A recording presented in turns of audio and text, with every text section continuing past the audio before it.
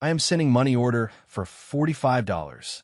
I hope that you all will have a very lovely holiday season. Give my love to all. Bubber. 3 days after writing that letter to his mother in Birmingham, Mess Attendant First Class Julius Ellsberry was dead at Pearl Harbor, trapped in the overturned hull of the USS Oklahoma.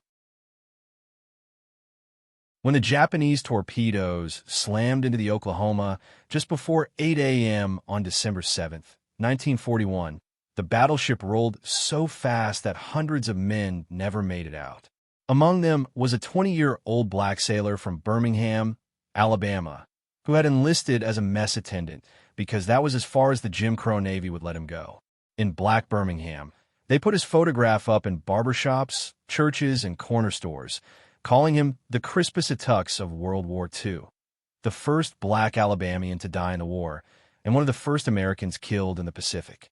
But outside his community, the Navy never told his full story, and to this day, most Americans have never heard the name Julius Ellsberry.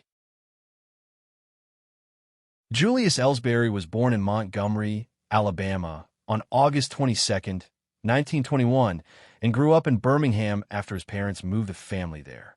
He was one of 7 children of J. W. and Florence Ellsberry. He came up through Birmingham's segregated public schools and graduating in May 1938. After graduating during Birmingham's shortened 1937-38 school year, he worked as a delivery boy before deciding that his future was at sea. He enlisted in the United States Navy in 1939 to 1940, at a time when black sailors were restricted almost entirely to the messman branch, cooks, stewards, and mess attendants serving white officers. By December 1941, he had risen as far as the system would allow to mess attendant first class aboard the battleship USS Oklahoma, BB-37, anchored at Pearl Harbor. On December 4, 1941, 3 days before the attack, Julius wrote home from Hawaii to his mother in Birmingham. "I'm still getting along fine, and hope you all are the same. Christmas is near again, and that makes 2 straight that I've been away. I certainly wish that I could be with you, but I can't. I'm sending money order for $45. I hope you will be able to get around to all of the family with it. I don't have the time to buy presents for everybody. It is just now and then that I can get to town before the stores are closed. I hope that you all will have a very lovely holiday season. Give my love to all. Bubber." That letter would arrive in Alabama, almost alongside a very different message for Washington. On the morning of December 7, 1941, the Oklahoma lay moored outboard of the USS Maryland along Battleship Row when Japanese aircraft began their surprise attack on Pearl Harbor just before 8 a.m.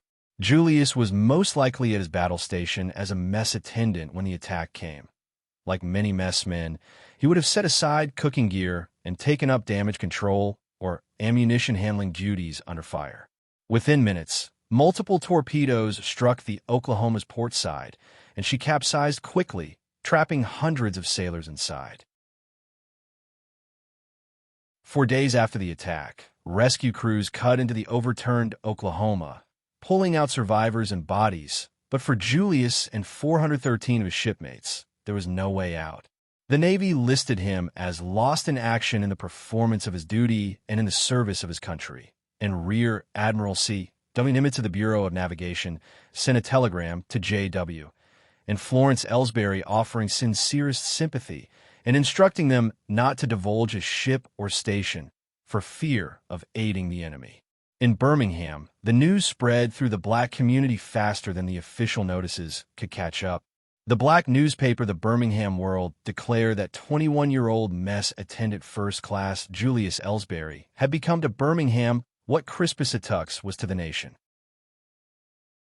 Ellsberry was widely described locally as the first member of the nation's armed forces killed in action during the Pearl Harbor attack, a claim rooted in the timing of early casualty reports but impossible to verify precisely given the chaos that morning. What can be documented is that he was the first Alabamian killed in World War II and one of the earliest American casualties in the Pacific Theater. Black Birmingham rallied around his memory. The community raised over $300,000 in war bond purchases toward the completion of a B-24 bomber named the Spirit of Ellsberry. a massive show of support from a segregated city where black citizens faced disenfranchisement and economic discrimination. Today, Ellsberry's name appears on the USS Oklahoma casualty lists, in the Navy Memorials records, and in local histories of Birmingham, yet he is rarely mentioned in mainstream Pearl Harbor narratives. Ellsberry was one of the many casualties that day, a black sailor whose service was limited by policy, but whose sacrifice was absolute, a son who sent money home to his family for the holiday season. If you want to hear more of these voices and unique World War II histories, subscribe and stay with this channel as we bring those stories to the light. See you in the next one.